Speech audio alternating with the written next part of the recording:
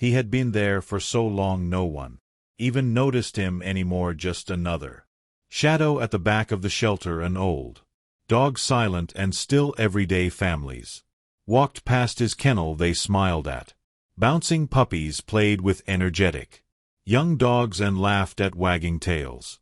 But him, he didn't even lift his head anymore. It was like he already knew no one would ever pick him. His name was Max.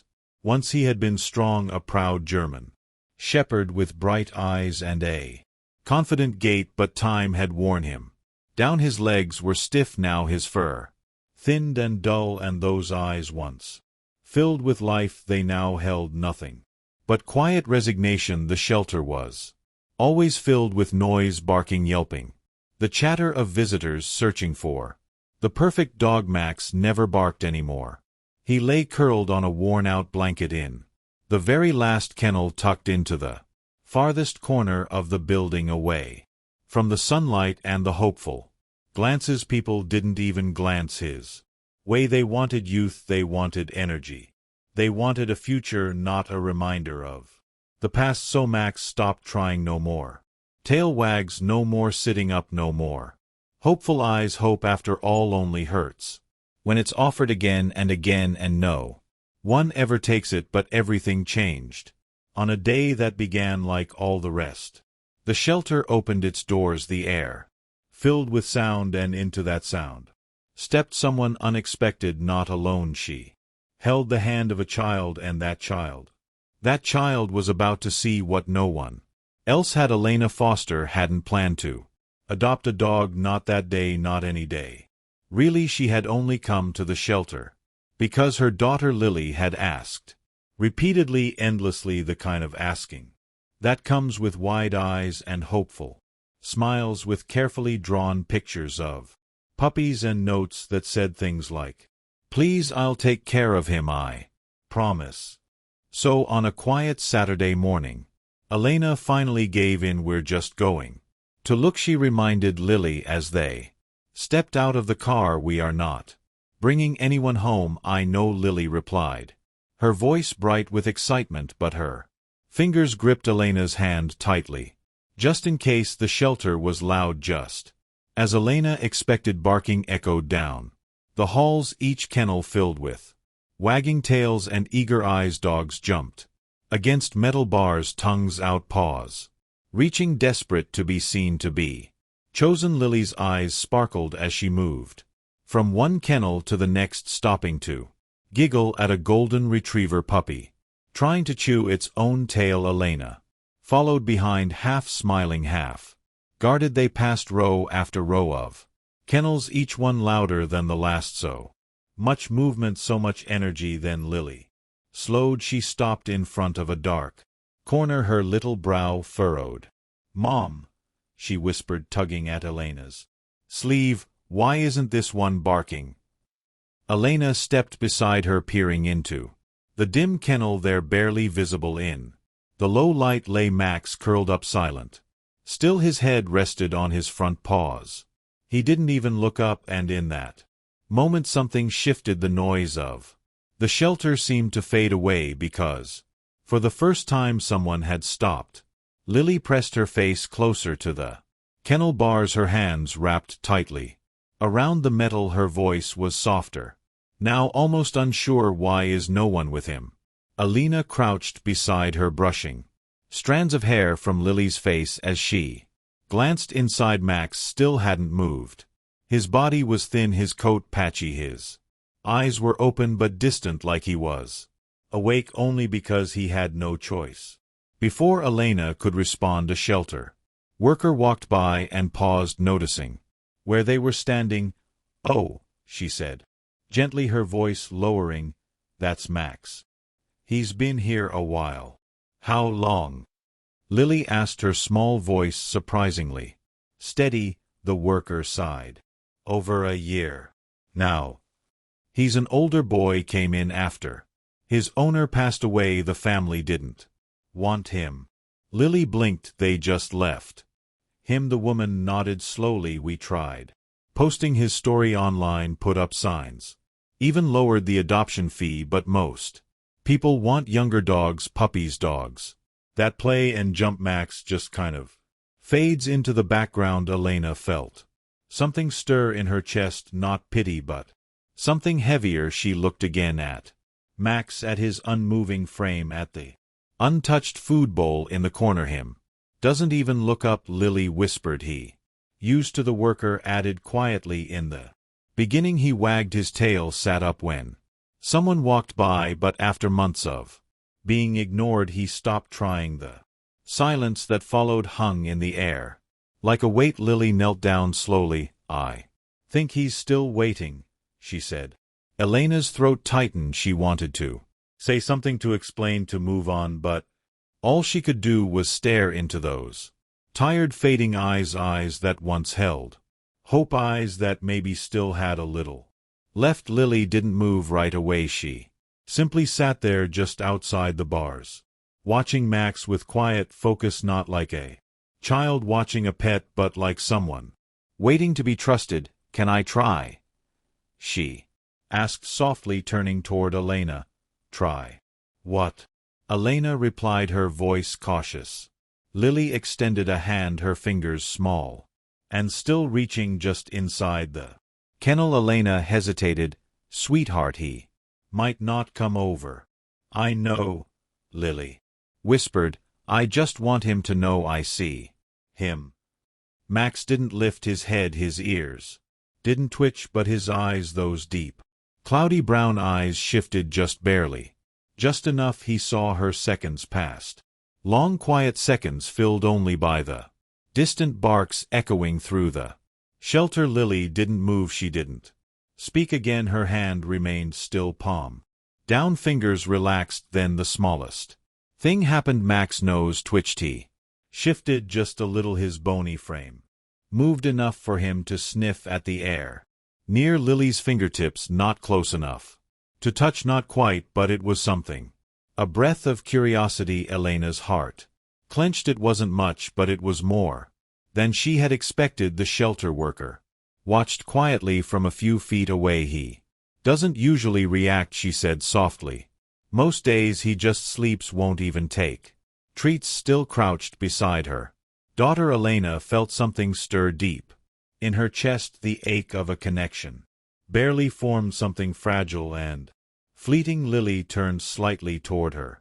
He's not mean, he's just scared. Elena nodded slowly, her eyes never leaving Max. He didn't move again, but in that single uncertain sniff Elena saw something she hadn't seen in him before. A flicker, a thread, a sliver of hope still clinging to life. Elena stayed quiet, eyes locked on the frail body curled up behind the bars. There was something about Max that unsettled her, not in fear but in ache, a quiet aching kind of sorrow that sat just beneath the surface. The shelter worker stepped a little closer, voice softer now, respectful of the silence that had settled between them.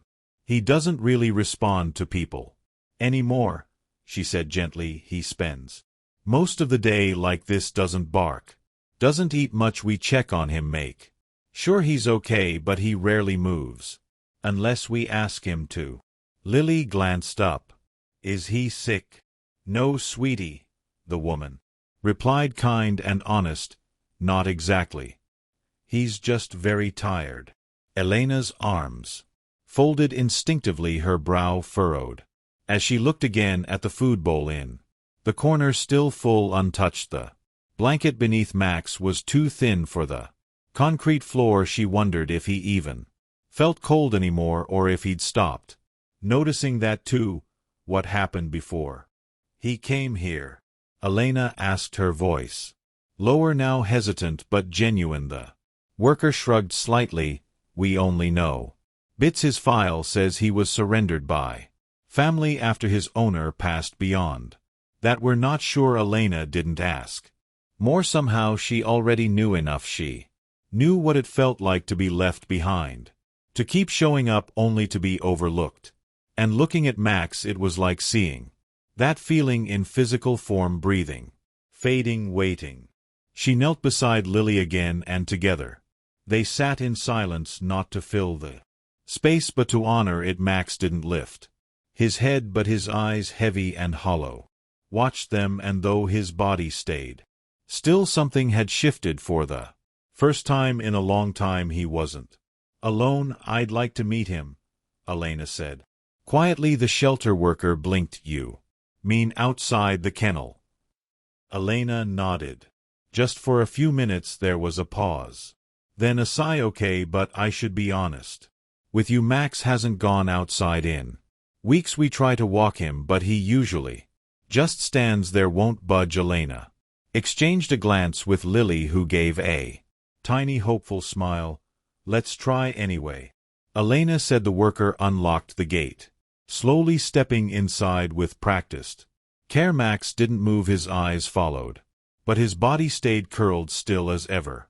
The leash was slipped gently over his neck, no resistance, no reaction, as if he didn't even feel it. Elena and Lily waited just outside the kennel watching in silence. Come on, buddy, the worker coaxed. Let's go for a walk. Nothing. Then Elena stepped forward and knelt beside the entrance. Her voice was barely a whisper. Max, it's okay. Lily crouched beside her, voice bright and full of something that hadn't quite given up yet. We'll go slow, you don't have to hurry. The leash grew taut as the worker gave a light tug, and then so slowly it almost didn't seem real. Max shifted his legs, trembled as he pushed himself upright.